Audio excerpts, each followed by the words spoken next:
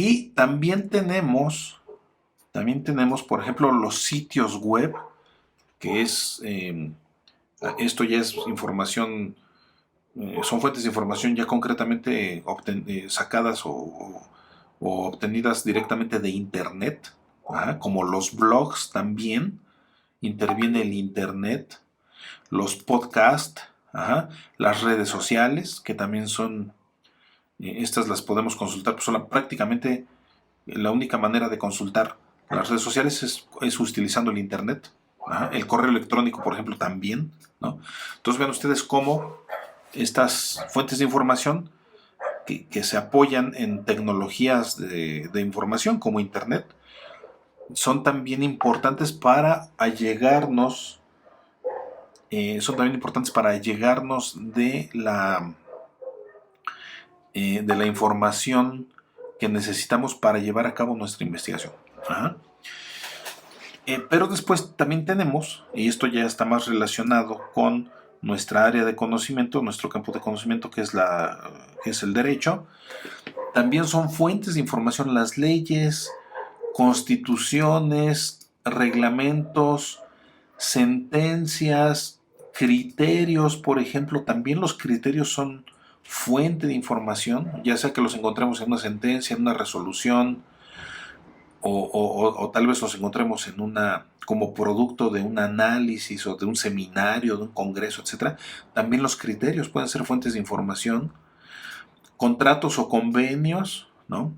Que también son fuente de información, los testamentos, por supuesto, la jurisprudencia, también es fuente de información. Aquí podemos distinguir la jurisprudencia local de la jurisprudencia de la Suprema Corte o la jurisprudencia del Tribunal Electoral del Poder Judicial de la Federación, o de plano la jurisprudencia de la Corte Interamericana de Derechos Humanos, que es un tipo de jurisprudencia internacional, etcétera, etcétera. ¿Por qué? Porque también podemos consultar como fuente de información jurisprudencia de otros países, jurisprudencia de otros poderes judiciales, de otros países, de otros estados. También son fuentes de información, por supuesto, ¿no?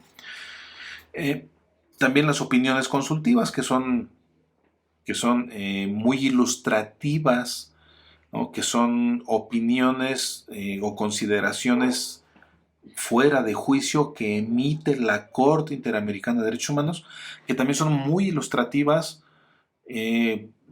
muy ilustrativas para dilucidar alguna problemática o algún fenómeno jurídico. También son fuentes de información, acuerdos, amparos, laudos, etcétera, etcétera, etcétera, ¿no? Vean ustedes cómo las fuentes de información pueden ser muy variadas, y lo importante de esto es que debemos de distinguir entre fuente de información y técnica de investigación. Hay una diferencia importante, no debemos confundir una cosa con la otra. Repito, las técnicas de investigación son los procedimientos o los instrumentos o las herramientas que nosotros vamos a utilizar para llegarnos de la información. Mientras que las fuentes de información son los lugares o los objetos donde se encuentra la información y que podemos consultarlos. Considerando que fuente significa donde se origina, en este caso donde se origina el conocimiento, donde se originan o donde se encuentran originalmente los datos. ¿Dónde se pueden encontrar esos datos? En todos estos lugares. En todos estos lugares. Y prácticamente cualquiera de estos puede ser fuente de información. Y otra que no la mencionamos aquí, pero que también puede ser fuente de información, es por supuesto la observación.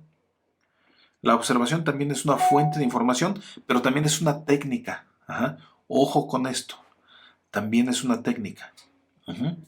Hay que distinguir nada más, hay que hacer esa distinción, que la observación como técnica de investigación es el procedimiento que yo como investigador voy a hacer para obtener la información. Y la observación como fuente de información es el lugar donde se encuentran plasmados los datos que obtuvo el observador cuando aplicó la técnica de investigación de campo denominada observación. Son dos cosas diferentes. ¿Están relacionadas? Sí, pero son diferentes.